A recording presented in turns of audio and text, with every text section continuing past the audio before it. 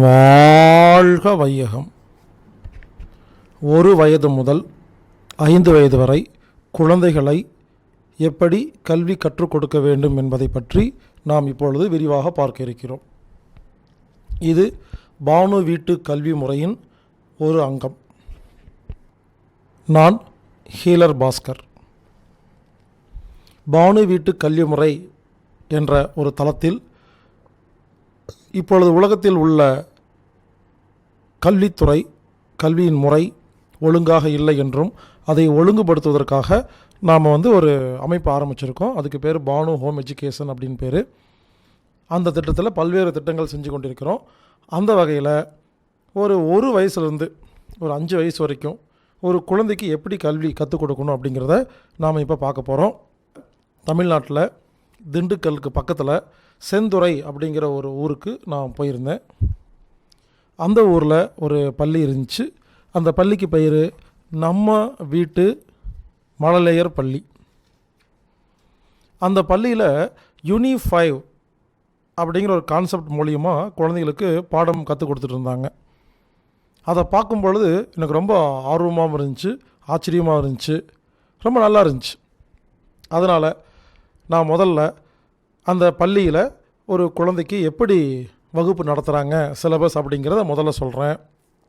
அதுக்கப்புறமா யார் நடத்துகிறாங்க, இது எப்படி உலகமெல்லாம் கொண்டு போய் நம்ம சேர்க்கறது அப்படிங்கிறத பற்றி நாம் பார்க்கலாம். அந்த பள்ளியில் காலையில் 9 மணிக்கு கிளாஸ் ஆரம்பிக்குதுங்க. மதியம் 3:30 கிளாஸ் முடியுது. படிக்க வரவங்கெல்லாம் ஒரு வயசுலேருந்து 5 வயசுக்குள்ளைங்க. மழலையர் பள்ளி. காலையில் முதல்ல நம்பர் 1 பிரார்த்தனை, ப்ரேயர். முதல்ல இந்து முறைப்படி ஒரு பிரார்த்தனையை எல்லோரும் சொல்கிறாங்க. அடுத்தது முஸ்லீம் முறைப்படி ஒரு பிரார்த்தனை. 3ஆவதாக கிறிஸ்துவ முறைப்படி ஒரு பிரார்த்தனை. 4ஆவதாக தாய்மொழியில் ஒரு சுத்தமான தமிழ் பிரார்த்தனை. அதன் பிறகு ஒரு ஆங்கில பிரார்த்தனை. இப்படி பல்வேறு விதமான பிரார்த்தனைகளை செய்கிறார்கள். ஒரு குழந்தைக்கு பிரார்த்தனை சொல்லி கொடுப்பதே சிறந்தது.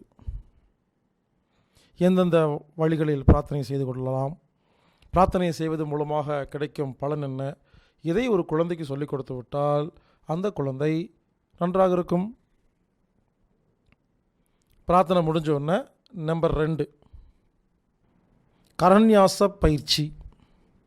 அதாவது கரங்களை பயன்படுத்தி மூளைக்கு வலு சேர்ப்பதற்கு ஒரு பயிற்சி. இதுக்கு பேர் கரண்யாசிய பயிற்சிங்க.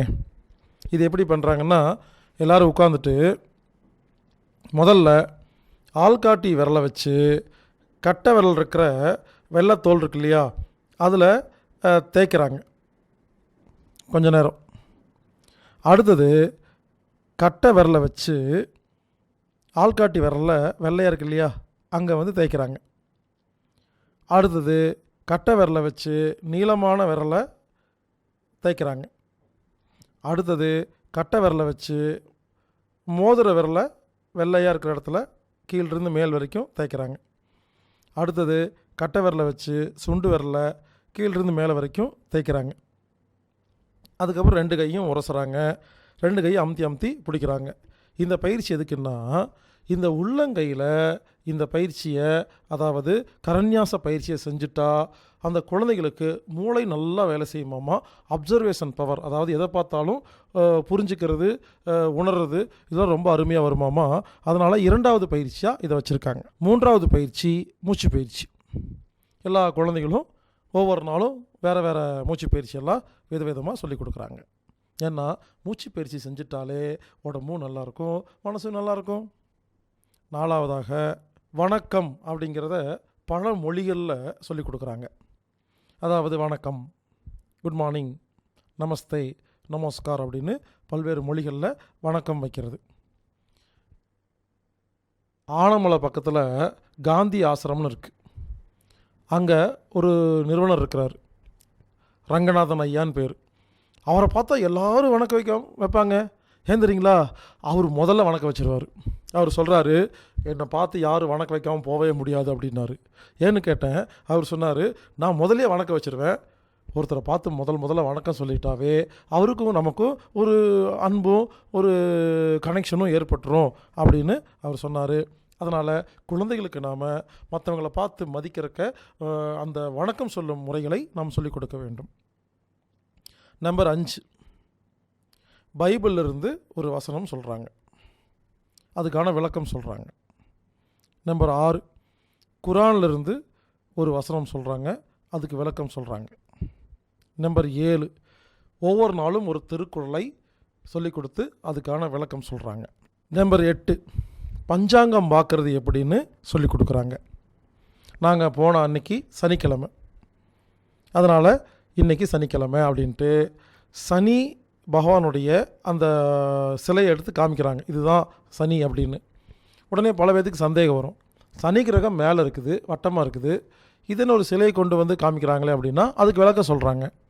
அதாவது சனி கோளை நாம் இந்த மாதிரி ஒரு முறையில் பார்க்குறோம் அப்படின்னு விளக்கம் சொல்லி, அதுக்கப்புறமா சனி கிரகத்துடைய ஃபோட்டோ அதை பேப்பர்லேயோ இல்லை டிவிலேயோ காட்டுறாங்க. அதுக்கப்புறம் திதி பார்க்குறது எப்படி, இது இன்றைக்கி என்ன மாதம், இந்த மாதத்துக்கு சிறப்பு என்ன, ஹோரை என்ன, ராசி என்ன, இன்றைக்கி என்ன நட்சத்திரம், நல்ல நேரம் அப்படின்னு டெய்லி இன்றைக்கி இருக்கிற நாளை பற்றி பார்க்குறாங்க. நம்மளில் பல பேர்த்துக்கு இந்த டெய்லி கேலண்டர் ஒன்று வீட்டில் இருக்கும், அதில் என்னமோ எழுதியிருப்பாங்க, இது வரைக்கும் யாருமே அதை பார்க்குறதே இல்லை. அது எவ்வளோ பெரிய சயின்ஸ் தெரியுங்களா? நமது முன்னோர்கள் என்றைக்கோ உட்காந்து பல்வேறு விஷயங்களை ஆராய்ச்சி பண்ணி எழுதி கொடுத்துட்டு போயிருக்கிறாங்க. அப்போது பள்ளிக்கூடங்களில் ஹோரை பார்ப்பது எப்படி, நல்ல நேரம் பார்ப்பது எப்படி, பஞ்சாங்கம் பார்ப்பது எப்படின்னு இதை கூட சொல்லிக் கொடுக்காமல் வேறு எதை சொல்லிக் கொடுத்து விடுகிறார்கள். எனவே இங்கே பஞ்சாங்கம் பார்க்குறத சொல்லிக் கொடுக்குறாங்க. அடுத்தது ரோல் பிளே. ரோல் பிளே அப்படின்னா ஒழுக்கம்னு வச்சுக்கோங்களேன். அதாவது ஒரு வீட்டுக்கு போனீங்கன்னா அவங்களுடைய அனுமதி இல்லாமல் எந்த ஒரு பொருளையும் தொடக்கூடாது, எடுத்துகிட்டு வரக்கூடாது அப்படின்னு ஒவ்வொரு நாளும் ஒழுக்கம் சம்பந்தமாக ஒரு விஷயங்களை சொல்லிக் கொடுக்குறாங்க. அடுத்து 10வது ரியல் ஆப்ஜெக்ட். ரியல் ஆப்ஜெக்ட் என்னென்னா, ஒரு பொருளை போர்டில் வச்சு சொல்லிக் கொடுக்காம அந்த பொருளையே கையில் காமிச்சு குழந்தைங்களுக்கு புரிய வைக்கிறாங்க. உதாரணமாக நான் போன அன்னைக்கு இஞ்சி, அதுதான் அன்றைக்கி ரியல் ஆப்ஜெக்ட். இஞ்சியை கையில் வச்சுட்டு இதுதான் இஞ்சி அப்படின்னு சொல்லி அங்கே இருக்கிற எல்லா குழந்தைகிட்டையும் குரூப் டிஸ்கஷன் பண்ணுறாங்க. பொதுவாக பள்ளிக்கூடங்கள் என்ன பண்ணுவாங்க, டீச்சரு அவங்க பாடம் நடத்திட்டு இவ்வளோதான் இப்படி தான் அப்படின்னு சொல்லிட்டு அவங்க வீட்டுக்கு போயிடுவாங்க. கேள்வி இருந்தால் கேளுங்கன்னு சொல்லிட்டு கேட்டு போயிடுவாங்க. இங்கே அப்படி இல்லை, குரூப் டிஸ்கஷன் என்னென்னா, அந்த இஞ்சியை பார்த்தோன்னே இது எப்படி இருக்குது அப்படின்னு ஒவ்வொரு குழந்தையும் ஒவ்வொன்றா பேசுது. அதுக்கப்புறம் கலர் எப்படி இருக்குது, ஒன்று ப்ளூன்னு சொல்லுது, ஒன்று மஞ்சள்னு சொல்லுது. அப்போ அந்த குழந்தைகிட்ட இது ப்ளூ இல்லை, அது ப்ளூவாக இருக்குது, நல்லா பாரு, இது ஒரு மஞ்சள் கலர் இருக்கா இல்லையா அப்படின்னு எல்லா குழந்தைகளையும் பேச வச்சு அதோட குரூப் டிஸ்கஷன் பண்ணி ஜாலியாக கிளாஸ் நடக்குது. அடுத்தது அந்த இஞ்சியை எல்லா குழந்தைகளும் கையில் கொடுத்து ஒவ்வொன்றா கையில் இருந்து மோந்து பார்த்து என்ன வாசம் அடிக்குது, இது எதுக்கு பயன்படுத்துறது, இதோட சிறப்பு என்ன, இதோட மருத்துவ குணம் என்ன, இது எங்கே கிடைக்குது, இது வீட்டில் இருந்துச்சு, சரி வீட்டுக்கு எப்படி வந்துச்சு, இது அம்மா கொடுத்தாங்க, அம்மா எங்கேருந்து வாங்கிட்டு வந்தாங்க, கடையிலேருந்து வாங்கிட்டு வந்தாங்க, கடையிலுக்கு எங்கே வந்துச்சு, அது விவசாயிட்டிருந்து வந்துச்சு அப்படின்னு பல்வேறு விஷயங்களை ஒரு பொருளை வைத்து புரிய வைக்கிறார்கள். 11வது மெட்டீரியல் கிளாஸ். மெட்டீரியல் கிளாஸ்னால் ஏதோ ஒரு பொருளை கொண்டு ஒவ்வொரு நாளும் ஒரு பொருளை கொண்டு அந்த பொருளை பற்றி விளக்கமாக சொல்கிறது. அதாவது அன்றைக்கி நான் போன அன்றைக்கி சிலிண்ட்ரிக்கல் பாக்ஸ் அப்படின்னு ஒரு பாக்ஸ் கொண்டு இந்த பாக்ஸ் எதுக்கெல்லாம் பயன்படுத்தலாம், இது என்ன கலரில் இருக்குது, இது உங்கள் வீட்டில் இருக்குதா, இதை வச்சு நீங்கள் என்ன செய்வீங்க அப்படின்னு பேசி ஒரு பொருளை வைத்து அந்த ஒரு பொருளை பற்றி மட்டுமே சொல்லாமல் அதன் மூலியமாக பல்வேறு கேள்விகளை குழந்தைகளுக்கு உற்பத்தி செய்து யோசிக்க வச்சு கற்பனை செய்ய வச்சு திங்க் பண்ண வச்சு அந்த குழந்தைகளோட டிஸ்கஸ் பண்ணும் பொழுது அந்த குழந்தைகளுக்கு அறிவு வளர்கிறது. பொதுவாக நிறைய படித்தவங்க பார்த்திங்கன்னா ஒரே மாதிரி இருப்பாங்க. ஏன்னா அவங்க எதுக்கு எடுத்தாலும் கூகுளில் போய் பார்ப்பாங்க, ஒரு புக்கு படிப்பாங்க, இது இப்படி தான் சொன்னால் அப்படியே நம்புவாங்க. அப்படி இல்லாமல் கிராஸ் கொஸ்டின் கேட்டு அது ஏன் இப்படி இருக்குது, இது ஏன் இப்படி இருக்குது, இது ஏன் இப்படி இருக்கக்கூடாதுன்னு இந்த குழந்தைங்கள்லாம் கேள்வி கேட்கும் பொழுது எல்லா குழந்தைகளும் நம்ம சிந்திக்கணும் அப்படிங்கிற ஒரு உணர்வை தூண்டுகிறது. இது அருமையாக இருக்குது.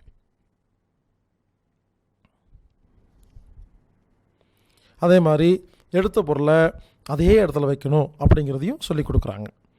ஒவ்வொரு பொருள் எடுத்தாலும் ஒரு சின்ன பாய் மாதிரி இருக்குது, அந்த சின்ன பாயில் வச்சு தான் அதை பயன்படுத்தணும். பயன்படுத்தி முடித்தோடனே எந்த இடத்துல எடுத்தாங்களோ அந்த இடத்துலையே கொண்டு போய் வைக்கணுங்கிறத சொல்லி கொடுக்குறாங்க. 12வதாக பிறந்தநாள் கொண்டாட்டம். ஒருவேளை அங்கே இருக்கிற குழந்தைகளுக்கு யாருக்காவது பிறந்தநாள் இருந்தால் அந்த குழந்தைய கூட்டிகிட்டு வந்து எல்லோரும் சேர்ந்து இங்கிலீஷ்லேயும் தமிழ்லேயும் அந்த குழந்தைக்கு வாழ்த்துக்கள் பாடி எல்லோரும் கை கொடுத்து கிஃப்டெல்லாம் கொடுத்து அந்த குழந்தைய சந்தோஷப்படுத்துகிறாங்க. அதே மாதிரி கொண்டாடுவதற்கு கற்றுக் கொடுக்கணுங்க. குழந்தைகளுக்கும் சரி பெரியவங்களுக்கும் சரி ரசிக்கவும் தெரில ருசிக்கவும் தெரிலைங்க. இப்போது எதையாவது சொல்லி கொண்டாடணும். பரீட்சையில் ஃபெயில் ஆகிட்டியா கொண்டாடு, பரீட்சையில் பாஸ் ஆகிட்டியா கொண்டாடு அப்படின்னு கொண்டாடுவதற்கு கற்றுக் கொடுக்க வேண்டும். ஏதோ ஒரு காரணம் வேணுங்க. ஏதாவது காரணம் கிடச்சா உடனே கொண்டாடணும். இப்படி தினமும் எதையாவது கொண்டாடிட்டே இருந்தோம்னா நம்ம நல்லா இருப்போமா இல்லையா? அடுத்து 13வதாக வெதர் ரெக்கார்ட், அதாவது கிளைமேட். என்ன பண்ணுறாங்க, எல்லா குழந்தைங்களையும் வெளியே கூட்டிகிட்டு போகிறாங்க. கூட்டிகிட்டு போயிட்டு எல்லோரும் வானத்தை பாருங்கள், வானம் எப்படி இருக்குது, மேகமூட்டமாக இருக்கா, இல்லை சூரியன் நிறையா தெரியுதா, மழை வர மாதிரி இருக்கா, இந்த கிளைமேட்டுக்கு பேர் என்ன, இந்த வானிலை அப்படின்னு சொல்லி நேரடியாக கிளாஸ் ரூமில் போர்டில் பார்க்காம வெளியே கூட்டிகிட்டு போய் வானத்தை பார்க்க வச்சு இப்போ இருக்கிற கிளைமேட்டை பற்றி புரிய வைக்கிறாங்க. இப்படி தினமும் கூட்டிகிட்டு போகும் பொழுது ஒவ்வொரு நாளும் ஒவ்வொரு கிளைமேட்டும் ஒவ்வொரு மாதிரி இருக்கும் பொழுது பல்வேறு விதமாக யோசித்து இந்த குழந்தைங்களாம் டிஸ்கஸ் பண்ணும் பொழுது எல்லா குழந்தைகளும் யோசிக்குதுங்க. அடுத்தது 14வதாக பிரெயின் யோகா. அதனால் பிரெயின் யோகான்னா 2 கையையும் கிராஸாக 2 காதில் பிடிச்சி இழுத்துட்டு, அதாங்க பிள்ளையார் கோயிலில் தோப்புக்காரனை போடும் இல்லையா, அதுக்கு பேர் தான் எங்கள் பிரெயின் யோகா. எல்லோரும் காதை பிடிச்சிக்கிட்டு உட்காந்து எந்திரிக்கணும். உட்காரும்போது மூச்சை வெளியே விடணும், எந்திரிக்கும் போது மூச்சை இழுக்கணும். இப்படி 11 முறை செய்கிறாங்க. இப்படி செய்கிறனால குழந்தைகளுடைய புத்தி சிறப்பாக வேலை செய்கிறது. அதனால தான் வாத்தியார் என்ன பண்ணுறாரு, எந்த குழந்தை படிக்கலைன்னா காதை பிடிச்சி திருக்கிறாரு. 15வதாக உடற்பயிற்சி, எக்ஸசைஸ். ஒவ்வொரு நாளும் விதவிதமான உடற்பயிற்சிகளை செய்கிறார்கள். இப்போல்லாம் பல பேர் பார்த்திங்கன்னா இந்த வாக்கிங், யோகா, எக்ஸசைஸ்னு எதுவுமே செய்ய மாட்டேங்கிறாங்க. உடம்புக்கு வேலையே கொடுக்க மாட்டேங்கிறாங்க. அப்போ என்ன ஆகுது, உடம்பு ஆரோக்கியமாக இல்லை. எனவே சின்ன வயசுலேருந்தே நாம் இந்த எக்ஸசைஸ் எல்லாம் பண்ண சொல்லி கொடுத்துட்டோம்னா அந்த குழந்தை நல்லா இருக்குமா இல்லையா? அடுத்து 16வதாக ஒரு முக்கியமான விஷயத்தை செய்கிறார்கள். ஆமாங்க, கொஞ்சம் பிரேக் விடுறாங்க. எல்லோரும் பாத்ரூம் போயிட்டு வர்றதுக்காக ஒரு பிரேக் விடுறாங்க.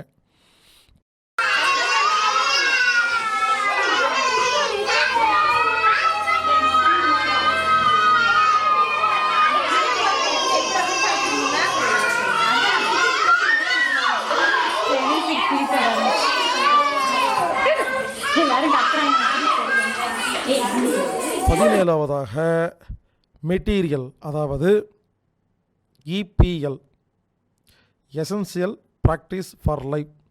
ஒரு மனிதனுக்கு இந்த உலகத்தில் வாழ்வதற்கு தேவையான முக்கியமான விஷயங்களை கற்றுக் கொடுக்கிறார்கள்.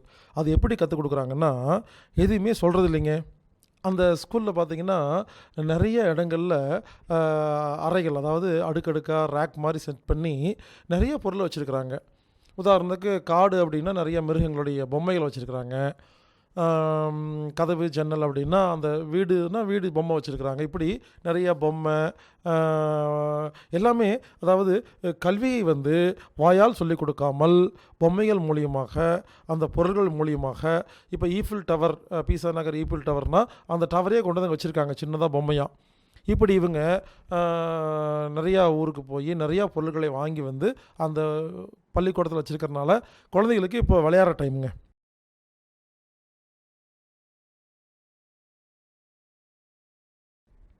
விளையாட்டு மூலியமாகவே கல்வி. இப்படி எல்லா குழந்தைகளும் ஒவ்வொரு பொருளாக எடுத்து இந்த குழந்தைங்க என்ன பண்ணணும், எந்த குழந்தை வேணாலும் எந்த பொருள் வேணாலும் எடுத்துக்கலாம். எடுத்துகிட்டு வந்து விளையாடிட்டு அதே இடத்துல வச்சிடணும், மறுபடியும் வேறு பொருள் எடுக்கணும். அப்படி நிறைய பொருள் இருக்குங்க. இப்படி நிறைய பொருள் இருக்கிறனால உதாரணத்துக்கு ஒரு குழந்தை உட்காந்துட்டு அம்மியில் சட்னி அரைச்சிட்ருக்கு, ஏன்னா சின்னதாக அம்மி வச்சுருக்காங்க. இன்னொரு குழந்தை வந்து உரலை இடிச்சிட்ருக்கு, என்னமோ இடிச்சிட்ருக்கு. ஸோ வாழ்க்கைக்கு தேவையான விஷயங்களை சின்ன சின்ன விளையாட்டு பொம்மைகளாக செய்து வைத்து அதை விளையாடும் பொழுது அந்த குழந்தைக்கு டீச்சர்ஸ் என்ன பண்ணுறாங்க, மெதுவாக பக்கத்தில் போய் கொஞ்சம் அப்பப்போ கொஞ்சம் கொஞ்சமாக சொல்லி கொடுத்துட்றாங்க. அப்போ என்ன ஆகுது, நமது வாழ்க்கையில் தேவையான முக்கியமான விஷயங்கள் நமக்கு ஆட்டோமேட்டிக்காக அந்த குழந்தைகளுக்கு புரிய ஆரம்பிச்சிருது. அடுத்தபடியாக 18 பரதநாட்டியம். இந்த விளையாட்டுலாம் முடிஞ்சோடனே டிவியில் என்ன பண்ணுறாங்க, பரதநாட்டியம் போடுறாங்க.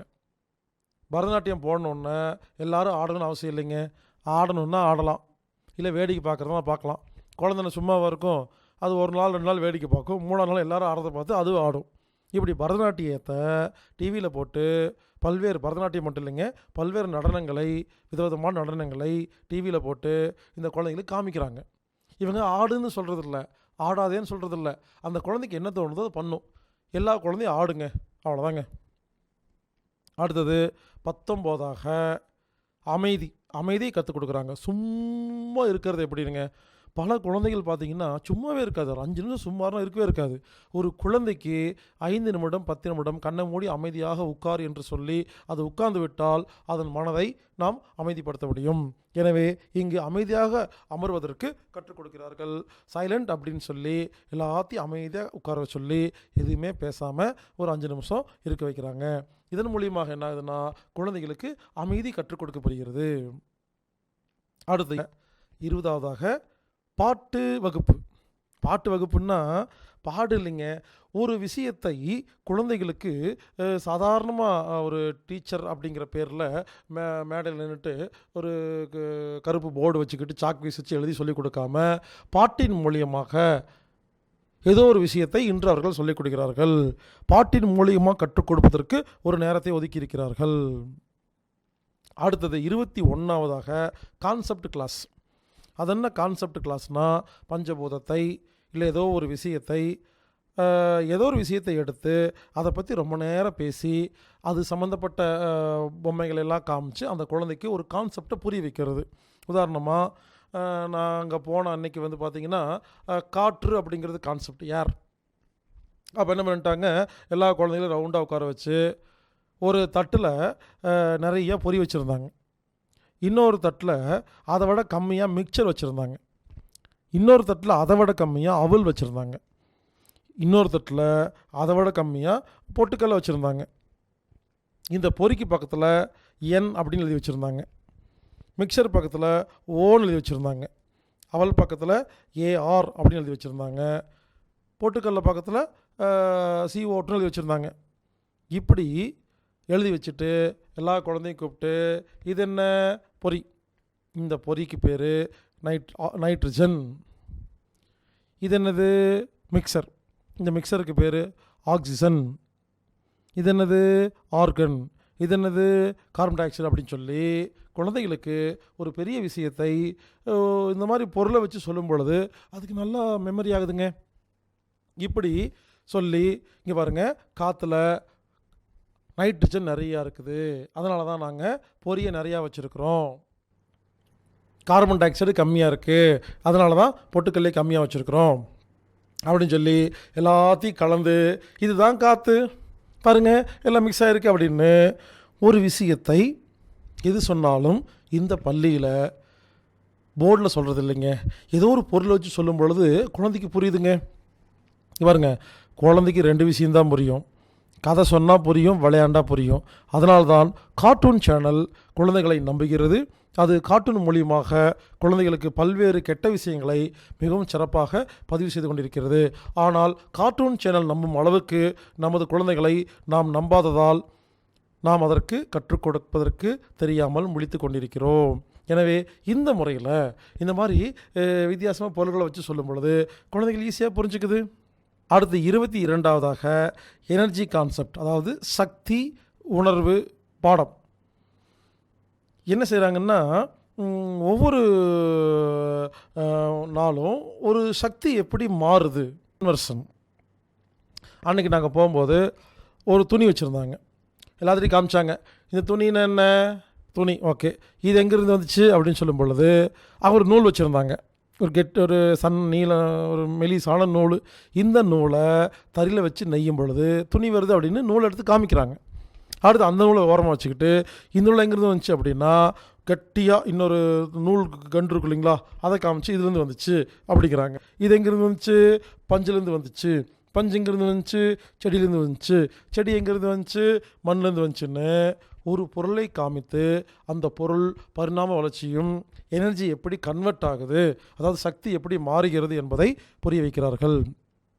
இந்த மாதிரி இன்னொரு நாள் என்ன பண்ணுவாங்களாமா, ஒரு பழத்தை வச்சுட்டு இந்த பழம் இது முதல்ல எப்படி இருந்துச்சு, காய், இதுக்கு மேலே எப்படி இருந்துச்சு, அம்மா கொடுத்தாங்க, அம்மாவுக்கு எங்கேருந்து இருந்துச்சு, அப்பா வாங்கிட்டு வந்தார், அப்பா எங்கேருந்து வாங்கிட்டு வந்தார், கடையிலேருந்து எங்கே வந்துச்சு, விவசாயிட்டிருந்து, விவசாயிக்கு எப்படி வந்துச்சு அப்படின்னு ஒவ்வொரு பொருளையும் வைத்து அது எப்படி வந்துச்சு போச்சுன்னு சொல்லி கொடுக்கும் பொழுது இனிமேல் அந்த குழந்தைகள் எதை பார்த்தாலும் அது உண்மையான சோர்ஸ் என்னங்கிறது யோசிப்பாங்க. ஆனால் இப்போ இருக்கிற குழந்தைகளுக்கெல்லாம் அரிசி எங்கேருந்து வந்துச்சுன்னு கேட்டால் கடையில் அப்படிங்கிறத தவிர வேறு ஒன்றுமே தெரிய மாட்டேங்குதுங்க. சில குழந்தைகள் கடையிலன்னு சொல்கிறத விட்டுட்டு வீட்டில் சமையல் ரூமில் இருக்குது அப்படின்னு சொல்கிறாங்க. அது எங்கே கடையிலேருந்து வாங்கிட்டு வந்தாங்க கூட தெரிய மாட்டேங்குது. அடுத்தபடியாக ஒரு மிட்டாய், இந்த மிட்டாய் எப்படி இருந்து வந்துச்சு, காசு கொடுத்தா வந்துச்சு, அப்போ காசு வந்து மிட்டாயாக மாறுச்சு, காசு எப்படி இருந்து வந்துச்சுன்னு சொல்லி புரிய வைக்கிறாங்க.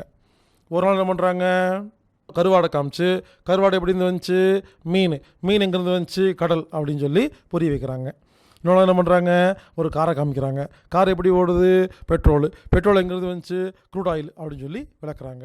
இன்னொரு நாள் ஒரு எண்ணெய் எடுத்துகிட்டு இது எண்ணெய் எங்கேருந்து வந்துச்சு, மில்லுக்கு எங்கேருந்து வந்துச்சு, கொப்பரையில் அப்படின்னு சொல்லி விளக்குறாங்க. இப்படி எனர்ஜி கன்வர்ஷனை, அதாவது பவர் சக்தி எப்படி மாற்றம் அடைகிறது என்று ஒரு குழந்தைக்கு தெரிந்துவிட்டால் அந்த குழந்தை உலகத்தில் எதை வேண்டுமானால் மாற்றி அமைத்துவிடும். 23ஆவதாக சைனா பாப்பா ஸ்டோரி. அதாவது டீச்சர் நேரடியாக குழந்தைகளுக்கு சொல்லிக் கொடுக்காமல் ஒரு சின்ன சைனா பொம்மை வச்சு எல்லாரும் சேர்ந்துட்டு சைனா பாப்பா வாங்க கதை சொல்ல போகிறாங்க, சைனா பாப்பா வர்றாங்க அப்படின்னு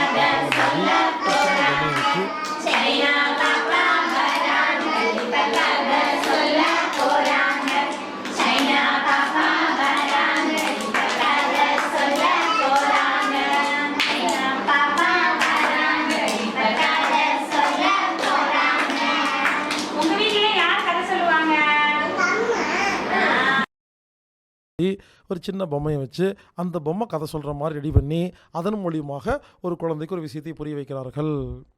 நான் போகிற அன்னைக்கு அந்த சைனா பாப்பா என்ன தெரியுமா கதை சொன்னாங்க, 4 மாடு ஒற்றுமையாக இருக்கும் பொழுது சிங்கத்தை அடித்து துரத்திருச்சு, 4 மாடு பிரியும் பொழுது சிங்கம் வந்து மாட்டை பிடிச்சிருச்சு, அதனால் ஒற்றுமையாக இருக்கணும்னு சொல்லி அந்த ஒரு காடு மாதிரி 4 மரத்தை வச்சு சிங்க பொம்மையெல்லாம் வச்சு அப்படி சொல்லும்போது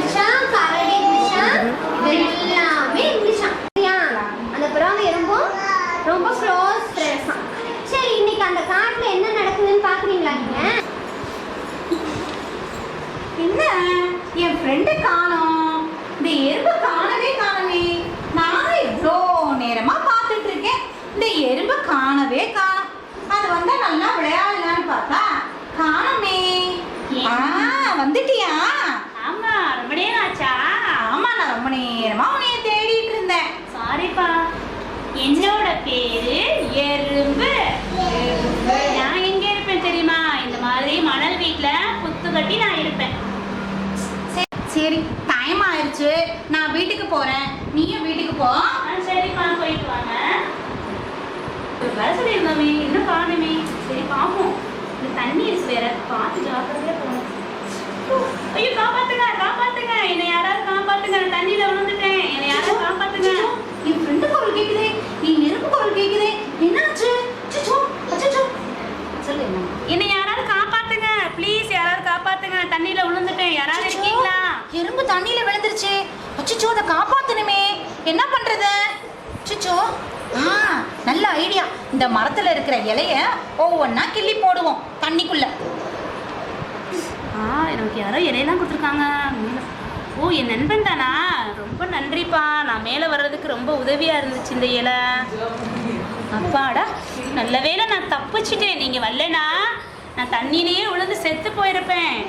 அப்படியா? நீ ஏன் அஜாக்கிரதையா போன தண்ணியில? அவேர்னஸோட போயிருக்கணும் இல்லையா? நான் கவனம் இல்லாமல் போயிட்டேன்ப்பா.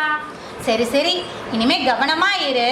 எனக்கு உங்களுக்கு உதவி செய்யணும். என்ன செய்யலாம்?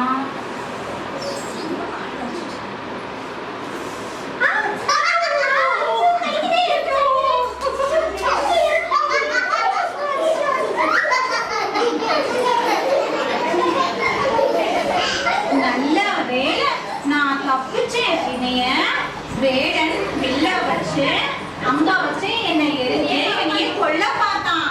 நல்ல வேலை. நீ யாரு காப்பாத்துனது? நீதான் காப்பாத்துனியா? ரொம்ப நன்றி. வேடன் கிட்ட இருந்து என்னைய காப்பாத்துனதுக்கு ரொம்ப ரொம்ப நன்றி. பாப்பா, நம்ம போய் ஜாலியா விளையாடலாம். இப்படி தினமும் ஏதோ ஒரு விஷயத்தை சைனா பாப்பா சொல்லி கொடுக்குறாங்க. அடுத்தது 24வதாக லஞ்ச், மதிய உணவுங்க. அவ்வளோதான், கிளாஸ் முடிஞ்சு போச்சு. 12:30 மணிலேருந்து ஒரு 1 மணி வரைக்கும் எல்லோரும் மதிய உணவு சாப்பிட்றாங்க. மதிய உணவு அவங்கவுங்க வீட்டிலேருந்து எடுத்துகிட்டு வந்துடுறாங்க. 1 மணிலேருந்து 3 வரைக்கும் எல்லா குழந்தைகளுக்கும் தூக்கம் ரொம்ப அவசியங்க. குழந்தைகளை தூங்க விட்டாவே எல்லாம் சரியாக போயிடும். தூங்க வச்சு 3:30 மணிக்கு அந்த குழந்தைகளை வீட்டுக்கு அனுப்புகிறார்கள்.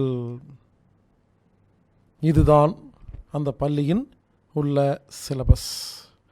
காலை 9 மணி முதல் 3:30 மணி வரை அந்த குழந்தைகளுக்கு எப்படி பாடம் நடத்தினார்கள் என்பதே இப்பொழுது நான் விளக்கமாக கூறினேன்.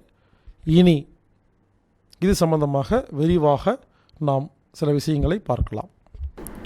இந்த பள்ளியின் அட்வைசர் டாக்டர் மாதேஸ்வரன், இவர் சென்னையில் இருக்கிறாரு. இவர்கிட்ட நான் கொஞ்ச நேரம் பேசிகிட்டு இருக்கும் பொழுது மிகப்பெரிய விஷயங்களை அவருக்கு புரிய வச்சார். அதை நான் சொல்கிறேங்க. மொழியை அழித்து விட்டால் உலகில் அறிவை அழித்து விடலாம் அப்படின்னு சொல்கிறாருங்க. கரெக்ட். அதாவது ஆங்கில மொழியில் இருப்பது எல்லாமே தவறாக உள்ளது. மற்ற அனைத்து மொழிகளிலும் ஒழுங்காக இருக்குது. அதனால் தாய்மொழி கல்வியை நாம் உடனடியாக உலகமெல்லாம் கொண்டு வர வேண்டும். ஆங்கிலத்தை முற்றிலுமாக ஒழிக்க வேண்டும். அப்போ தான் நம்ம நல்லாயிருப்போம். அந்த காலத்துல எல்லாம் ஒரு போர் வந்துச்சுன்னா ராஜாக்கள் என்ன பண்ணுவாங்களாமா, முதல்ல ஒரு நாட்டுக்குள்ளே போய் ஜெயித்த உடனே லைப்ரரியை மொத்தமாக உடச்சி எரிச்சிருவாங்களாமா. ஒரு நாட்டில் லைப்ரரியை உடைச்சிட்டா அதுக்கப்புறம் அறிவு அந்த மக்களுக்கு கிடைக்காதுன்னு அந்த காலத்திலேயே முடிவு பண்ணியிருக்கிறாங்க. இவங்க சொல்லிக் கொடுக்குற இந்த பாடத்திட்டங்களுடைய வழி கபில முனி அப்படிங்கிற ஒரு முனிவருடைய சம்பந்தமாக சில விஷயத்தை கொஞ்சம் எடுத்து அது மூலியமாக இவங்களுக்கு இம்ப்ரெஸ் ஆகி அதுக்கப்புறமா இந்த ஸ்கூலை வச்சுருக்கிறாங்க. கரு உருவான தினத்திலிருந்து 3 வயசு வரைக்கும் தான் ஒரு குழந்தைக்கு மனது உண்டாகுதாமா. அந்த மனம்தான் வாழ்நாள் ஃபுல்லாக இருக்குமாமா. அதனால தான் 5ல் வளையாதது 50ல் வளையுமா அப்படின்னு கேட்குறாங்களே இல்லையா. 5க்குள்ளே வளைச்சிடணும், அதாவது புரிய வச்சிடணும். 5க்குள்ளே புரிய வைக்கலைன்னா அதுக்கப்புறம் எப்பவுமே புரியாது அப்படிங்கிறத தெளிவாக இருக்கிறாங்க. குழந்தைகளுக்கு இவங்க சொல்லிக் கொடுக்குற விஷயங்களை புரிஞ்சுக்கிட்டா இந்த குழந்தைகள் போய் பெற்றோர்களை மாற்றுதாமா. சின்ன குழந்தை தான், 5 வயசுக்குள்ளே தான் இருக்குது. ஆனால் வீட்டில் போய் பெற்றோர்களுக்கு அறிவுரை சொல்லி பெற்றோர்களை எப்படி மாற்றுறதுன்னு சொல்லிக் கொடுக்குறாங்க. உதாரணமாக அம்மா கோவப்பட்டாங்கன்னா, அம்மா கோவப்படாதம்மா, கோவப்பட்டால் உடம்புக்கு நல்லதில்லை இல்லையா, நீ அன்பாருமான்னு இந்த குழந்தை போய் சொல்லிக் கொடுத்து பல அம்மாக்கள் மாறிட்டாங்களாமா. அதே மாதிரி அப்பா குடிகாரராக இருந்தால் இந்த 5 வயசுக்கு உட்பட்ட குழந்தைகள்லாம் போய் குடிகார அப்பாவை திருத்துறது எப்படின்னு சொல்லி தராங்களாமா. தாத்தா சிகரெட் பிடிச்சிட்டு இருந்தா அதை புரிய வச்சு தாத்தாவை அந்த பழக்கத்துலேருந்து வெளியே கொண்டு வராங்களாமா. இப்படி குழந்தைகள் மூலியமாக பெற்றோர்களை திருத்தலாம் என்று இவர்கள் நம்புகிறார்கள். இந்த விளை நிலம் மாதிரி குழந்தைகளை பாருங்கள் அப்படின்னு சொல்கிறாரு. விதைச்சிட்டே போயிட்டுருங்க, அதை நோண்டியெல்லாம் பார்க்காதீங்க, அது ஆட்டோமேட்டிக்காக வளர்ந்துடும். ஸோ இந்த பள்ளியில் என்ன பண்ணுறாங்கன்னா, விஷயங்களை சொல்லி கொடுக்குறாங்க. நாளைக்கு அதுக்கு அடுத்த நாள் 4 நாளுக்கு அப்புறமா வந்து ஏய் அன்றைக்கி சொல்லி கொடுத்தேன்ல அது உனக்கு புரிஞ்சிருச்சா எங்கே சொல்லி பார்க்கலாம் அப்படின்னு கேட்குறதே இல்லையாம்மா. சொல்லி கொடுக்கறது மட்டும்தான் வேலை. ஒரு முறை ஒரு விஷயத்தை சொல்லி கொடுத்தால் அது கண்டிப்பாக ஆழ் மனதில் சென்று பதிந்துவிடும். ஏனென்றால் சிலபஸ் அந்த மாதிரி இருக்குது. டெஸ்டெல்லாம் கிடையாது, ரிவிஷன்லாம் கிடையாது. கண்டிப்பாக இது குழந்தைகளோட மனதில் பதியும் என்று நம்புகிறார்கள். ஒரு குழந்தை கைக்கு வேலை கொடுத்துட்டே இருந்தால் மூளைக்கு வேலை கொடுத்துட்டே இருக்குமாம்மா. அப்போது ஒரு குழந்தையோட கையை கட்டி போட்டுட்டு டீச்சர் பாடம் நடத்தும் போது 2 கையை வச்சுட்டு சும்மா உட்கார்ந்துருந்தாவே அது பதிவாகாது அப்படிங்கிறாரு. குழந்தை அதாவது கையுக்கும் மூளைக்கும் வேலை கொடுத்துட்டு இருந்தால் அந்த குழந்தை நன்றாக இருக்கும் அப்படின்னு இங்கே இருக்கிற குழந்தைகளுக்கு எப்போவுமே கைக்கு ஏதோ ஒரு வேலை கொடுத்துட்டே இருக்கிறாங்க.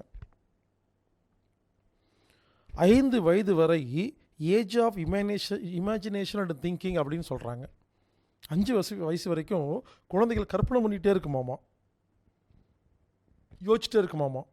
அப்போ அதை மட்டும் சரியாக பயன்படுத்திட்டா அந்த குழந்தை வாழ்நாள் முழுவதும் அருமையான கல்வியோடு இருக்குமாமா. உதாரணத்துக்கு யானைக்கு மட்டும் ஏன் தந்தம் இருக்குது, நமக்கு ஏன் இல்லை? வானம் ஏன் ப்ளூவாக இருக்குது, நமக்கே வந்து ரெக்கை இல்லை, பறவைக்கே இருக்குது, இப்படின்னு பல கேள்விகள் கேட்குமாமா. அந்த கேள்விகளுக்கெல்லாம் அந்த குழந்தைகள் சரியான பதில் சொல்லும் பொழுதோ இல்லை வந்து அதை யோசிக்க வச்சு அதுவே அந்த குழந்தைகளுக்கே பதிலை கண்டுபிடிக்கிறதுக்கு ஐடியா மட்டும் கொடுத்துட்டா அந்த குழந்தைக்கு எல்லாமே புரிஞ்சுருங்களாமாங்க.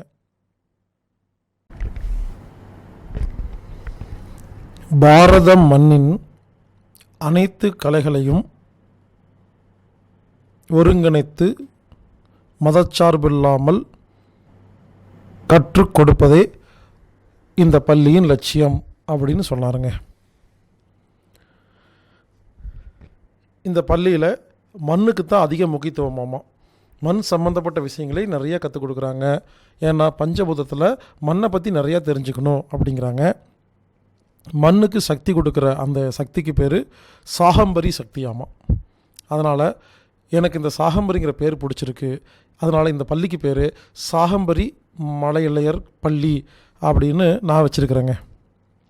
இவங்க பெரியாரை பற்றி சொல்லிக் கொடுக்குறாங்க, காமராஜரை பற்றி சொல்லிக் கொடுக்குறாங்க, வள்ளலாரை பற்றி சொல்லிக் கொடுக்குறாங்க, இயேசுவை பற்றி, நபிகளை பற்றி, ஔவையாரை பற்றி சொல்லிக் கொடுக்குறேன்னா சும்மா ஒரு ஃபோட்டோ காமிச்சு இவர் தான் ஔவையார் அப்படின்னு சொல்லாமல் அவங்க என்னமெல்லாம் பாட்டு எழுதுனாங்க அந்த பாட்டை பாடி காமிச்சு அதுக்கு அர்த்தம் சொல்லி அதுக்கு குரூப் டிஸ்கஷன் பண்ணி அது சம்மந்தப்பட்ட முழு ஞானத்தை கொடுக்குறாங்க. அதுதாங்க முக்கியம்.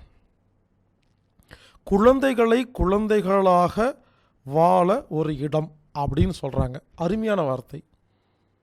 குழந்தைகளை குழந்தைகளாக வாழ்வதற்கு ஒரு இடம், இதுவே பள்ளி. அதே சமயத்தில் தப்பு சரியை கற்றுக் கொடுக்குறாங்க. உதாரணமாக ஒரு பையன் வந்து ஒரு பையனை கடிச்சிட்டா நீ கடித்தது தப்பு அப்படின்னு சொல்லி கொடுக்குறாங்க. ஒரு சின்ன பையன் பெரிய பையனை பார்த்து வாடா போடான்னு பேசினா நீ அவனை வாடா போடான்னு பேசுகிறது தப்பு, இது சரி அப்படின்னு தப்பு சரி அப்படிங்கிறத சொல்லி கொடுக்குறாங்க. ஆனால் நீ மாறுன்னு சொல்கிறதில்ல. நல்லா நோட் பண்ணிக்கோங்க. இது தப்பு அப்படின்ட்டு போயிடுவாங்களாமா. நீ மாறு, நாளிலேருந்து மாறு சொல்ல மாட்டாங்களாமா. சொன்ன உடனே அந்த குழந்தைகள் மாறிக்குது. அதே மாதிரி சாரி கேட்குறத பற்றி கற்றுக் கொடுக்குறாங்க. ஒரு தவறு செஞ்சால் ஐ எம் சாரி, என்னை மன்னிச்சிருங்க அப்படின்னு சொல்கிறதுக்கு கற்றுக் கொடுக்குறாங்க. குடும்பத்தில் பல இடங்களில் பார்த்திங்கன்னா மிகப்பெரிய சண்டை காரணமே இந்த சாரி கேட்காதாங்க. பார்ட்னர்ஷிப்பில், குடும்பத்தில், உலகத்தில், வீட்டில் எல்லா இடங்களையுமே ஒரு தப்பு செஞ்சால் சாரின்னு கேட்டு பாருங்களேன், எல்லாமே மறந்துடலாம். ஆனால் அந்த ஒரு சாரிக்காக ஈகோ பிடிச்சி பல பேர் கேட்காமையே பல்வேறு சண்டைகள் வருது. அதனால் இங்கே சாரி கேட்குறது கற்றுக் கொடுக்குறாங்க. ஒரு தடவை ஒரு குழந்தைய தப்பு பண்ணிருச்சாமா, சாரி கேளுன்னு சொன்னதுக்கு அது கேட்கவே இல்லையாமா. அதாவது 3 வயசு குழந்தை 4 நாளாக சாரி கேட்காம 4ஆவது நாள் வந்து மன்னிச்சிருங்க அப்படின்னு சொல்லிச்சாமா. அப்போ தான் ஈகோ உடஞ்சிச்சாமா. ஸோ இந்த மாதிரி சாரி கேட்குறதுக்கு கற்றுக் கொடுக்குறாங்க. அதே சமயத்தில் ஒருத்தருடைய சுதந்திரத்தை இன்னொருத்தர் பாதிக்கக்கூடாது.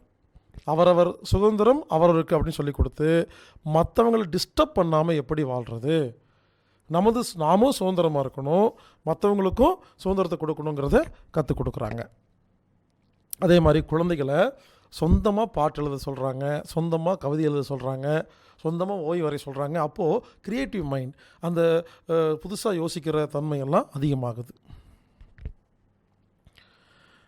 இவர் என்ன சொல்கிறாருன்னா, ஒரு வாத்தியாருடைய திறமையே குழந்தையின் திறமை அப்படிங்கிறாரு.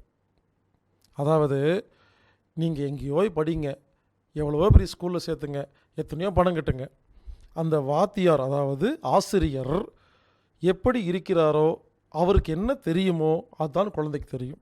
அதனால் ஆசிரியர்களுக்கு நல்ல ஊதியத்தை கொடுத்து, நல்ல ரெஸ்ட்டை கொடுத்து, அவங்களுக்கு தேவையான மன நிம்மதியை கொடுத்து குழந்தைகிட்ட நம்ம கற்றுக் கொடுக்க சொன்னால் அருமையாக கற்றுக் கொடுப்பாங்க. ஆனால் இப்போ என்ன தெரியுமா, எல்லா நாட்டிலையும் கவர்மெண்ட்டு டீச்சருக்கு நிறைய ஹோம்ஒர்க்கை கொடுத்து, நிறைய வேலை கொடுத்து, தேவையில்லாத பேப்பர் வேலை கொடுத்து டென்ஷன் பண்ணி குழந்தைகளை படிக்க விடாமல் செய்து கொண்டிருக்கிறார்கள். எனவே டீச்சர்களை, ஆசிரியர்களை நாம் பாதுகாக்க வேண்டும், அவர்களுக்கு தேவையான உதவிகளை செய்ய வேண்டும். அதே மாதிரி டெஸ்ட் வைக்கிறாங்களாம்மா. டெஸ்ட்டுனா குழந்தைகளுக்கு டெஸ்ட் இல்லை, குழந்தைகள் எவ்வளோ முன்னேற்றத்தை கண்டுபிடிக்கிறதுக்காக டீச்சருக்கும் பேரண்ட்ஸுக்கும் அதாவது பெற்றோர்களுக்கும் டெஸ்ட். எப்படி டெஸ்ட்டு? இந்த குழந்த வீட்டில் எடுத்த பொருளை மறுபடியும் எடுத்து வைக்குதா அப்படின்ட்டு பெற்றோர்கிட்ட கேட்குறாங்களாம்மா. 2 ஆன்சர் தான் சொல்லணுமாம்மா. ஒன்று ஆமான்னு சொல்லணுமாம்மா, இல்லைன்னா இன்னும் கொஞ்சம் நாள் ஆகும்னு சொல்லணுமாம்மா. அவ்வளோதானாம்மா. அதாவது இல்லைங்கிற வார்த்தையே கிடையாது. இன்றைக்கி அந்த பையன் எடுத்து வைக்கல, கொஞ்சம் நாளுக்கு அப்புறம் எடுத்து வைப்பான். பாருங்கள், 2 பதில் தான். அடுத்தது, இந்த பையன் வீட்டில் போய் எல்லாத்தையும் கடிக்கிறானா அப்படின்னா ஆமாம் கடிக்கிறான், இல்லை கடிக்கிறது இல்லை அப்படின்னு கடிக்கிறானா கடிக்கிறது இல்லைன்னு சொல்லுவாங்களாம்மா, இல்லைன்னா இன்னும் கொஞ்சம் நாள் ஆகணும்னு சொல்லுவாங்களாம்மா. இப்படி எதுக்குமே நோ அப்படிங்கிற பதில் இல்லாமல் இந்த கொஞ்ச நாளில் சரியாக போயிடும் அப்படிங்கிற பதிலை வச்சு இவங்க பேரண்ட்ஸுக்கிட்ட கேள்வி கேட்டு அதன் மூலியமாக நம்ம இன்னும் கொஞ்சம் எப்படியெல்லாம் எந்த இடத்துல குழந்தைகளுக்கு சரியாக சொல்லித்தரணுங்கிறத டீச்சரும் பெற்றோர்களும் எடுக்கிறாங்களே தவிர குழந்தைகளுக்கு பரிச்சையே கிடையாதுங்க. அதே சமயத்தில் ஒவ்வொரு பள்ளிக்கூடத்துலேயும் அந்த பள்ளிக்கூடத்தை சுற்றி இருக்கிற ஒரு வாத்தியார் வகுப்பெடுத்தா பாஷை புரியுங்க. உதாரணத்துக்கு மதுரையில் இருக்கிற ஒரு வாத்தியார் சென்னைக்கு போய் கிளாஸ் எடுத்தாருன்னா இவர் மதுரை பாஷை பேசிகிட்டு இருப்பார், சென்னை பசங்களுக்கு ஒன்றுமே புரியாது. சென்னை வாத்தியார் ஒருத்தர் கோயம்புத்தூரில் போய் கிளாஸ் எடுத்தால் கோயம்புத்தூரில் இருக்கிற யாருக்கும் ஒன்றுமே புரியாது. அதனால் அந்தந்த ஊரில் இருக்கிற அந்தந்த கிராமத்தில் இருக்கிற வாத்தியார்கள் அந்தந்த பள்ளிக்கூடங்களில் பாடம் நடத்தினா ரொம்ப நல்லாயிருக்கும்னு இவங்க முடிவு பண்ணுறாங்க. அதே மாதிரிங்க வழக்கம் போல் கவர்மெண்ட்டு நல்ல பள்ளிகளை விட்டு வைக்காது, எதையாவது சொல்லி எதையாவது பண்ணி க்ளோஸ் பண்ணிடும். கெட்ட பள்ளிகள்லாம் ஒழுங்காக இருக்கும். அந்த விதத்தில் 12:30 மணிக்கு மேலே குழந்தைகளை வச்சுருக்கக்கூடாதுன்னு கவர்மெண்ட் சட்டம் போட்டிருக்காங்களாமா. இவங்க என்ன பண்ணியிருக்கிறாங்க, 3:30 வரைக்கும் தூங்க வைக்கிறாங்க இல்லைங்களா. அதனால் 12:30 மணிக்கு மேலே 3:30 மணி வரைக்கும் எங்கள் குழந்தைகள் இந்த பள்ளியில் தூங்குகிறார்கள், எனவே நாங்கள் அனுமதி கொடுக்குறோம்னு பெற்றோர்கள்ட்டெல்லாம் கையெழுத்து வாங்கிட்டு அந்த பேப்பரை வச்சுக்கிட்டு இந்த மாதிரி பண்ணிகிட்ருக்குறாங்க. அதே மாதிரி பள்ளிக்கூடத்துலேருந்து நேச்சுரல் வாக், அதாவது இயற்கை நடைப்பயணம் அப்படின்னு சொல்லிட்டு அடிக்கடி அவங்க வெளியே போயிடுவாங்களாமா. குழந்தைகளெல்லாம் கூப்பிட்டு போய் ஒரு தோட்டத்தில் போய் எல்லாத்தையும் விளையாட வச்சு தோட்டத்தில் இருக்கிற விஷயங்களை புரிய வைக்கிறது. வயலுக்கு போகிறது, ஒரு மலையாடி வரதுக்கு கூட்டிகிட்டு போகிறது, வாட்டர் ஃபால்ஸ் அருவி கூட்டிகிட்டு போகிறது, அதுக்கப்புறம் ஆறு குளம் இந்த மாதிரி ரோடு இந்த மாதிரி இயற்கையாக நேரடியாக ஊருக்குள்ளே கூட்டிகிட்டு போய் அங்கே இருக்கிற விஷயங்களை குழந்தைகள் பார்த்து விளையாடும் பொழுது அப்படியே எஜுகேஷன் போர்டெல்லாம் கிடையாது, அங்கங்கே கூட்டிகிட்டு போய் அதை பார்க்கும் பொழுது அப்படியே பேசும்போது அந்த குழந்தைகள் புரிந்து கொள்கிறது. அடுத்து பொம்மலாட்டமெல்லாம் காமிக்கிறாங்க, கற்றுக் கொடுக்குறாங்க, கதகளி காமிக்கிறாங்க, கற்றுக் கொடுக்குறாங்க. இப்படி பாரத தேசத்தில் இருக்கிற பல்வேறு ரகசிய வித்தைகளை மக்களுக்கு அந்த குழந்தைங்களுக்கு கற்றுக் கொடுக்குறாங்க. இவர் என்ன சொல்கிறாருன்னா, குழந்தைகள் பொய்யே சொல்லாதாம்மா, அது பொய் இல்லையாம்மா, கற்பனை, அதை பார்த்து பாராட்டுங்க. பொய் சொல்லாத அப்படின்னு சொல்லி சொல்லாதீங்க. அந்த குழந்தைகள் பொய் சொல்கிறதில்ல. உதாரணத்துக்கு ஒரு குழந்தை நேற்று நான் ரோட்டில் போயிட்டு இருந்தேன்னா அப்போ கப்பல் வந்துச்சு அப்படிங்கும். சிரிச்சிட்டு பொய் சொல்கிறவாறு லூஸு அப்படின்னு சொல்லாமல் அதன் கற்பனை வளத்தை, அதன் இமேஜினேஷன் அதை நம்ம பாராட்டும் பொழுது அது அந்த மாதிரி செஞ்சு ஒரு புத்திசாலி குழந்தையாக மாறிடுமாம்மா. அதே நேரத்தில் குழந்தைகளுக்கு தன்னுடைய வேலைகளை தானே செய்வதற்கு உண்டான விஷயங்களை கற்றுக் கொடுக்கிறார்கள். உதாரணமாக பாத்திரம் கழுவுறது, துணி துவைக்கிறது, வீடு பெருக்கிறது, பாத்ரூம் க்ளீன் பண்ணுறது, லெட்டின் க்ளீன் பண்ணுறது, சமைக்கிறது, எம்ப்ராய்டரி பண்ணுறது, ஷூ பாலிஷ் போடுறது, இப்படின்னு நிறைய வேலை இருக்குங்க. இதையெல்லாம் பொதுவாக இப்போ இருக்கிற பள்ளிக்கூடங்களும் சொல்லிக் கொடுக்குறதே இல்லை. அப்படியே எந்த பள்ளிக்கூடத்துலையாவது ஒரு பையனை ஒரு மாணவனை பெருக்க விட்டுட்டா அதை இந்த டிவி இருக்குல்ல, டிவி பேப்பர் இருக்கிறவங்க இவங்க என்ன பண்ணுறாங்க, போய் ஃபோட்டோ எடுத்து உடனே டிவி பேப்பரில் உட்காந்து வேலை வெட்டி இல்லாமல் இந்த பள்ளிக்கூடத்தில் சிறு குழந்தைகளை வேலை வாங்குகிறார்கள் அப்படின்னு சொல்லி மனித உரிமை கழகம், அந்த கழகம், இந்த கழகங்கள்லாம் போய் அந்த பள்ளிக்கூடத்து மேலே கேஸை போட்டு க்ளோஸ் பண்ணிடுறது. யோ, ஒரு குழந்தை தன்னுடைய வேலையை தானே செய்யறதுக்கு சொல்லி கொடுக்குறது தானே பள்ளிக்கூடம். அப்படியே ஷூ போட்டுட்டு டை கட்டிட்டு பேசாமல் போய் உட்காந்துட்டு வாத்தியார் என்ன சொல்கிறாங்களோ அப்படியே படிச்சுட்டு பாடம் படிச்சுட்டு மார்க் எடுத்துகிட்டு பரீட்சை எழுதிட்டு, ஹலோ இதுக்குங்க பள்ளி? உண்மையிலே சொல்கிறேங்க, இந்த அமெரிக்கா, சிங்கப்பூர், மலேசியா இங்கெல்லாம் நீங்கள் போய் பாருங்கள், அங்கே நிறைய படித்தவங்கெல்லாம் இருக்கிறாங்க. யாருமே எந்த வேலையும் செய்ய மாட்டாங்க. ஒரு சின்ன பல்பு கீழே விழுந்துருச்சுன்னா கடையில் போய் வாங்கிட்டு வந்து ஒரு சேர் வச்சு மாட்டலான்னா மாட்ட மாட்டாங்க. அதுக்கு சரியான ஒரு ஆளை கூப்பிடுவாங்க. சின்ன சின்ன வேலைகளுக்கு தானே செய்யாமல் மற்றவனை நம்பி ஒரு கார் ரிப்பேர் ஆச்சுன்னா நின்றுக்குவாங்க, ஃபோன் பண்ணுவாங்க. கம்பெனிலேருந்து வந்து காரை தூக்கிட்டு போய் செக் பண்ணி அவன் சரி பண்ணாதான் சரி பண்ணி தருவாங்களே தவிர இவங்களாம் திறந்து பார்க்கவே மாட்டாங்க. ஆனால் நாமெல்லாம் அந்த காலத்தில் எப்படி வளர்ந்தோம்? நாமளே எல்லா வேலையும் செய்வோம், முடியாட்டி தான் மற்றவங்ககிட்ட கொடுப்போம். இப்படி குழந்தைகளை தனது வேலைகளை தானே செய்வதற்கு கற்றுக் கொடுப்பது ஒரு அருமையான கல்விங்க. அதை இங்கே கற்றுக் கொடுக்கிறார்கள். இப்படி டாக்டர் மாதேஸ்வரன் ஐயா அவர்கள் என்னுடன் பேசும் பொழுது இந்த விஷயத்தை எல்லாம் பகிர்ந்துக்கிட்டார். மிகச்சிறந்த அறிவாளி, மிகச்சிறந்த ஆராய்ச்சி செஞ்சு பல குழந்தைகளுக்கு நல்ல விஷயத்தை சொல்லி கொண்டிருக்கிறார். அவரும் அவரது உடன் இருப்பு அனைவருக்கும் நம்ம ரொம்ப நன்றி கடன் பட்டிருக்கோம். ஏன்னா நமக்கு தெரிஞ்ச விஷயத்தை ஓப்பனாக சொல்கிறதுக்கு உலகத்தில் ஆள் வேணுங்க. அந்த விஷயத்தில் இவர்கள் மிகவும் தெளிவாக இருக்கிறார்கள். எனவே அவர்களுக்கு நன்றி.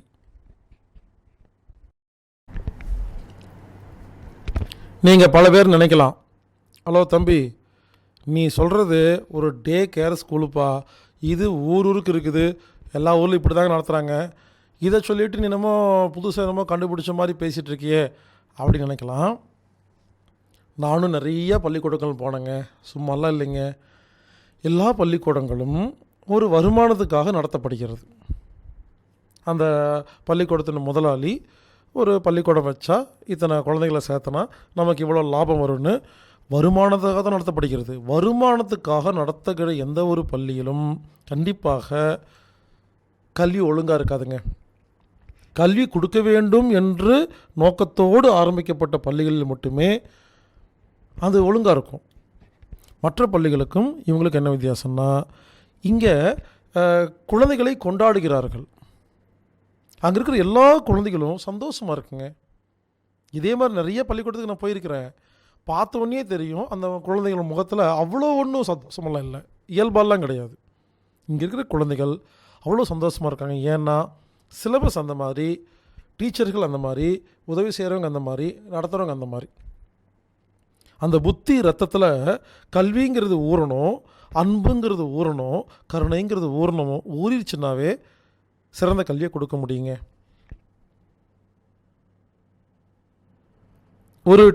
ஒரு ஆசிரியர் குழந்தையாக மாறிவிட்டால் ஒரு குழந்தை ஆசிரியராக மாறிவிடும்.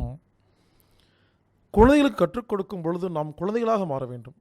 அந்த விஷயத்தை இந்த பள்ளிக்கூடத்தில் உள்ள ஆசிரியர்கள் மிகவும் சிறப்பாக குழந்தை மாறி சொல்லி கொடுத்துட்டு இருந்தாங்க. பார்க்கும்போது ரொம்ப சந்தோஷமாக இருந்துச்சு.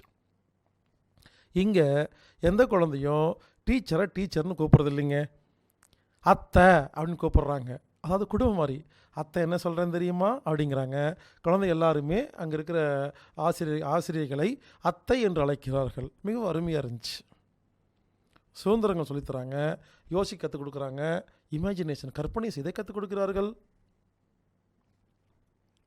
அதே மாதிரி ஒரு குறிப்பிட்ட பாடம் நடக்கும் பொழுது இந்த விளையாட்டு ஜாமான்லாம் இருக்கு இல்லையா, அதெல்லாம் க்ளோஸ் பண்ணி ஓரமாக வச்சிட்றாங்க. ஏன்னா குழந்தைகள் அதவே பார்த்துட்ருக்கோம், இவங்க சொல்லிக் கொடுக்குறத கவனிக்காது. அப்படிங்கிறனால குறிப்பிட்ட விஷயத்தை கற்றுக் கொடுக்கும் பொழுது மற்ற பொருள்களை அவர்கள் கண்ணில் பார்க்காமல் இடத்தில் வைக்கிறார்கள். எனவே குழந்தைகள் கவனிக்கிறது. தாய்மொழி கல்விக்கு முக்கியத்துவம் கொடுக்குறாங்க. எந்த விஷயத்தை சொன்னாலும் முதல்ல தமிழில் சொல்லி முடிச்சுட்டு அதுக்கப்புறம் ஆங்கிலத்தில் சொல்கிறாங்க. அப்போ என்ன ஆகும்? குழந்தைகளுக்கு தமிழ் ஆழமாக பதியும், ஆங்கிலமும் பதியும். ஆனால் இப்போ இருக்கிற பல்வேறு பள்ளிக்கூடங்களில் ஆங்கிலத்திலேயே பேசுகிறாங்க. அப்போ என்ன ஆகுது? தமிழ் மறந்து போயிடுது, தமிழ் தெரிய மாட்டேங்குது. தமிழை கூட கற்றுக் கொடுக்காத ஒரு பள்ளிக்கூடத்துக்கு பேர் பள்ளிக்கூடமா? நமது அடையாளமே தமிழ்தான். எனவே தாய்மொழியின் மூலியமாக பாடம் நடத்துங்கள், அதன் பிறகு மற்ற மொழியில் நடத்துங்கள். மற்ற மொழி மட்டுமே நடத்தினால் அந்த குழந்தை கண்டிப்பாக உருப்படாது. எனவே இங்கு தாய்மொழியில் கல்வி கற்பது மிகவும் சிறப்பாக இருக்கிறது. இந்த பள்ளிக்கூடத்தில் இருக்க சிலபஸுக்கு பேர் UNI5, அதாவது பஞ்சபூதங்களை ஒன்று சேர்ப்பது அப்படின்னு வச்சுக்கலாங்க. ரொம்ப எளிமையானது, சிறப்பானது. நான் நிறைய இந்த மாதிரி பள்ளிக்கூடங்கள் பார்த்தா ரொம்ப காஸ்ட்லியாக இருக்கும்.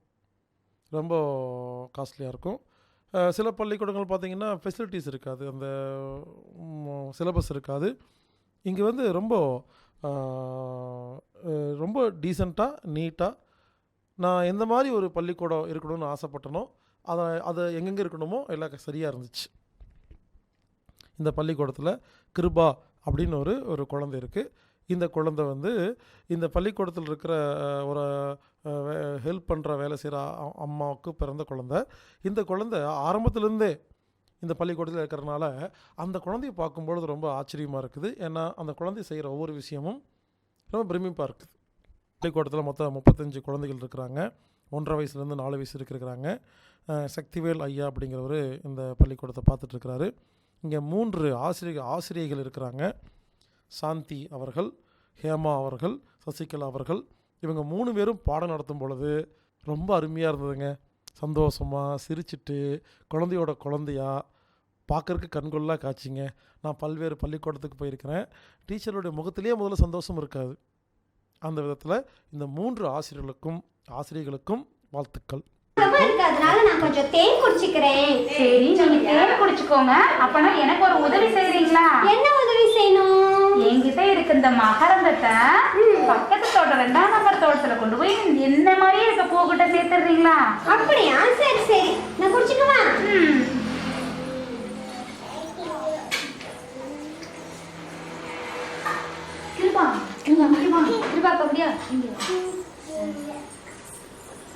ரொம்ப தேங்க்ஸ். சரி, நான் உங்க மகரந்தத்தை எடுத்துக்கிறேன். இது பத்திரமா கொண்டு போய் என்ன மாதிரியே இருக்க ஃப்ளவர்ட்ட கொண்டு போய் சூரியகாந்திட்டு நான் கொடுத்துறேன். ரொம்ப தேங்க்ஸ் எனக்கு தேன் கொடுத்ததுக்காக. ரொம்ப நன்றி. ஒரு 4 பேர் உதவி செய்திருந்தாங்க. மகேஸ்வரி அவர்கள், கன்னீஸ்வரி அவர்கள், ஜோதி அவர்கள், அமுதா அவர்கள். அவங்களும் உதவி செய்ய தான் இருக்கிறாங்க. ஆனால் டீச்சர் மாதிரி அவங்களும் கூடவே இருக்கிறனால பல்வேறு விஷயங்களை குழந்தைக்கு சொல்லி கொடுத்துட்டு இருந்தாங்க. ரொம்ப சந்தோஷமாக இருந்துச்சு. இவங்கெல்லாம் வாழ்க வளமுடன். இந்த பள்ளிக்கூடத்துக்கு ஒரு குழந்தைக்கு மாதம் 350 ரூபா ஃபீஸுங்க. சொந்தமாக வீட்டிலேருந்து சாப்பாடு எடுத்துகிட்டு வந்துடணும். இப்படி குறைந்த ஒரு கட்டணத்தில் ஒரு மிக பிரம்மாண்டமான ஒரு விஷயத்தை செந்துறை அப்படிங்கிற ஊரில் இந்த பள்ளி செய்து கொண்டிருக்கிறது. இந்த பள்ளிக்கு பெயர் நம்ம வீட்டு UNI5 பள்ளிக்கூடம் அப்படின்னு பேர், மழலையர் பள்ளிக்கூடம்னு பேர். இந்த பள்ளிக்கூடத்தை பற்றி தான் இவ்வளோ நேரம் பேசிகிட்டு இருந்தேன். நல்லா ஜாலியா இருக்கு இந்த காட்டுல பறந்து போறது. ஐயோ, நம்ம போன தடவை வந்து தேன் குடிச்ச பூ 2லயும் மகரந்தம் சேர்ந்து அழகான ஒரு குட்டி சன்ஃப்ளவர் வந்துச்சே. ஆமா, பார்க்கிறதுக்கு அழகா இருக்கு.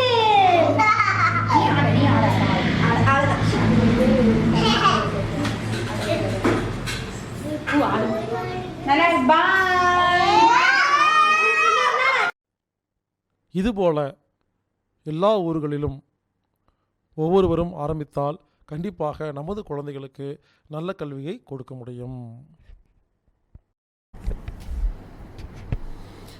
இந்த பள்ளிக்கு இதேபோல் பள்ளிக்கூடங்களை பல ஊர்களில் ஆரம்பிப்பதற்கு நாம் சில வேலைகளை செய்ய வேண்டியது இருக்கிறது. இதுக்கு கவர்மெண்ட்டில் பர்மிஷன் வாங்கணும். ஃபயர் தீயணைப்பு துறையிட்ட போய் ஒரு பர்மிஷன் வாங்கணும். EB ஆஃபீஸில் போய் பர்மிஷன் வாங்கணும். பில்டிங் கட்டிடத்தை வந்து கெசட்டட் ஆஃபீஸர் மூலிமா ஒரு சர்டிஃபிகேட் வாங்கணும். சுகாதாரத்துறைகிட்ட போயிட்டு இந்த லெட்டின்லாம் ஒழுங்காக இருக்கா அப்படிங்கிறத பர்மிஷன் வாங்கணும். பள்ளிக்கூடத்துக்கு அருகே போதைப் பொருள் சம்மந்தப்பட்ட டாஸ்மாக் இருக்கா இல்லையா அப்படிங்கிறதுக்கு பர்மிஷன் வாங்கணும். அதாவது இத்தனை பர்மிஷனை வாங்கினாதான் இந்த மாதிரி பள்ளிக்கூடத்தை நடத்த முடியுமாமா. அதனால் இதெல்லாம் நீங்கள் வாங்கி இதை நடத்துங்க. இதில் முக்கியமான விஷயம் என்னென்னா, டாஸ்மாக் நடத்துறதுக்கு கவர்மெண்ட் பர்மிஷன் கொடுத்துருது. அதுக்குள்ளே என்ன பண்ணுறாங்கன்னு உங்களுக்கே தெரியும் எவ்வளோ மோசமாக இருக்குன்னு. ஆனால் ஒரு பள்ளிக்கூடத்தை நடத்துறதுக்கு இவ்வளவு கடுமையான சட்டங்கள். இதிலிருந்து புரிஞ்சிக்க வேண்டியது என்னென்னா, நல்ல காரியம் செய்வதை அரசாங்கம் எப்பொழுதுமே ஆதரிப்பதில்லை. எனவே நமக்கு நாமே திட்டத்தை பயன்படுத்தணும். அதனால தான் சொன்னாங்க நமக்கு நாமே திட்டம். நமக்கு நாமே திட்டம்னா என்னென்னா, நான் உங்களுக்கு எதுவுமே செய்ய மாட்டேன், நீங்களே தான் உங்களுக்கு நீங்களே செஞ்சுக்கணும் அப்படின்னு ரொம்ப தெளிவாக சொல்லியிருக்கிறாங்க. அதனால் இந்த மாதிரி பள்ளிக்கூடங்கள் ஆரம்பிக்கும் பொழுது ரொம்ப உஷாராக நம்மக்கிட்ட அட்வைஸ் எல்லாம் கேட்டுட்டு சிறப்பாக பண்ணுங்கள், தைரியமாக பண்ணுங்கள். இதெல்லாம் நாம் தான் பண்ணணும். இந்த பள்ளியின் ஃபவுண்டர், நிறுவனர் பிரதீப் அவர்கள். இவர் அமெரிக்காவில் இருக்கிறாரு. இவரை பற்றி ஒரு பெரிய கதையை சொல்லணும், நம்ம அப்புறமா அவரை பற்றி பார்த்துக்கலாம்.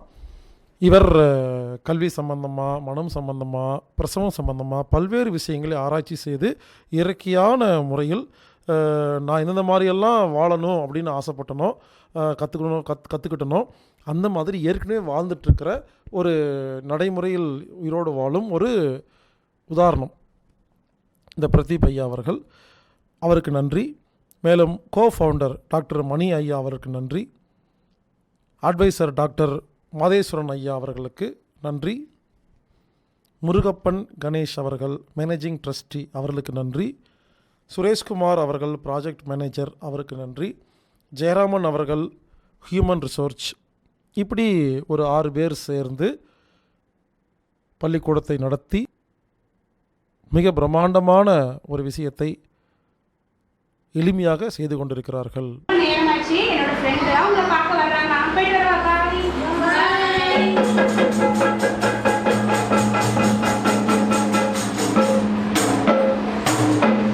இப்போ யார் வந்தாங்க உங்களை பார்க்க? காது வந்தாங்க. காது எங்க இருக்காங்க? தொட்டு காமிங்க. காது எங்க ரெவன்சிக்கு? காது எங்க? காது எங்க ரெவன்சி? காது இல்லையா? சொல்லுங்க பார்க்கலாமே.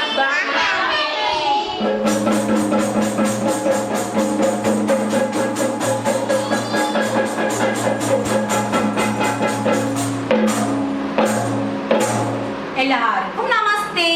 நமஸ்தே. உங்க பேர் என்ன? என் பேரு நரம்பு. என்ன இங்கிலீஷ்ல நர்ஸ்னு சொல்லுவாங்க. தலையில இருந்து கால் வரையும் உடம்பு ஃபுல்லா இருக்கிறேன். நாம் இந்த பள்ளிக்கூடத்தை நேரில் சென்று பார்த்து, அதேபோல் உலகத்தில் பல தெருக்களில் இதேபோல் பள்ளிகளை நாம் உருவாக்கும் பொழுது கண்டிப்பாக நமது சமுதாயத்திற்கு ஒரு நல்ல பள்ளியை கொடுக்க முடியும்.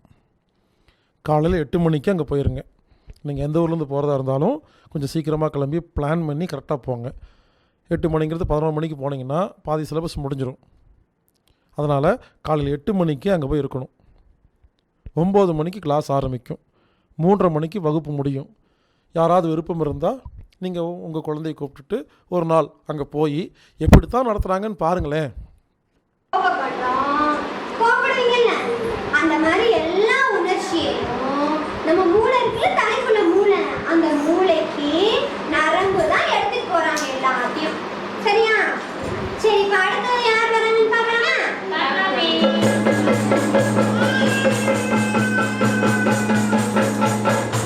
எப்போ வருவாங்க? இன்னொரு நாளைக்கு உங்களை பார்க்க வருவாங்க. 3 நாளைக்கு வருவாங்களா? ரொம்ப நிறைய பேர் இருக்கீங்களா? ஆமா, இன்னும் நிறைய பேர் இருக்காங்க. முக்கியமான விஷயம்ப்பா. என்னது? ஆமா, நல்லா யோசிச்சு பாருங்க. என்ன விஷயம்? இவங்க எல்லாம் நல்லா சாப்பிட்டாதான் நம்மளால வேலையை செய்ய முடியும், தெரியுமா? ஆமா, ரொம்ப கரெக்டா சொன்னீங்க. நீங்க எல்லாரும்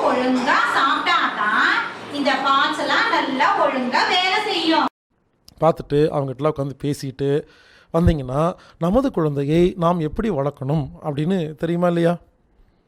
9 மணிக்கு ஆரம்பிப்பாங்க, 3:30 மணிக்கு முடியும். அதுக்கப்புறம் உட்காந்து குரூப் டிஸ்கஸ் பண்ணிவிட்டு அவங்ககிட்ட பேசிட்டு வந்துடுங்க. ஒன்று நீங்கள் அந்த மாதிரி ஒரு பள்ளி ஆரம்பிங்க, இல்லை அந்த மாதிரி பள்ளிக்கூடங்களை தேடி போய் உங்கள் குழந்தைய சேர்த்துங்க. இப்படி ஒரு வயது முதல் 5 வயது வரை ஒரு குழந்தையை எப்படி வளர்த்த வேண்டும், கல்வி எப்படி கற்றுக் கொடுக்க வேண்டும் என்பதை எனக்கு கற்றுக் கொடுத்த யூனிஃபை பள்ளிக்கூடத்தை சார்ந்த அனைத்து அன்பர்களுக்கும், ஐயாக்களுக்கும், அம்மாக்களுக்கும் நன்றி நன்றி நன்றி. மேலும் உங்களுக்கு நிறைய விவரமெல்லாம் வேணும்னா நமது அலுவலகத்தை நான் நம்பர் கொடுக்குறேன். அந்த நம்பருக்கு ஃபோன் பண்ணி யூனிஃபை பள்ளிக்கூடத்துடைய ஃபோன் நம்பரை வாங்கி நீங்கள் ஃபோன் பண்ணி நேரில் போய் நீங்கள் பார்த்துட்டு வாங்க. நம்பர் நோட் பண்ணிக்கோங்க. 9500378441 9500378449. இந்த 2 நம்பரை குறிச்சிட்டு ஏதோ ஒரு நம்பருக்கு நம்ம ஆஃபீஸுக்கு ஃபோன் பண்ணி செந்துறை பள்ளிக்கூடத்தோட நம்பர் கொடுங்கன்னு கேளுங்க, கொடுப்பாங்க. வாங்கி ஃபோன் பண்ணி நேரில் போய் ஒரு நாள் பார்த்துட்டு வாங்க. பார்த்துட்டு வந்துட்டு நாம் நமது குழந்தைகளையும் நன்றாக படிக்க வைக்கலாம்.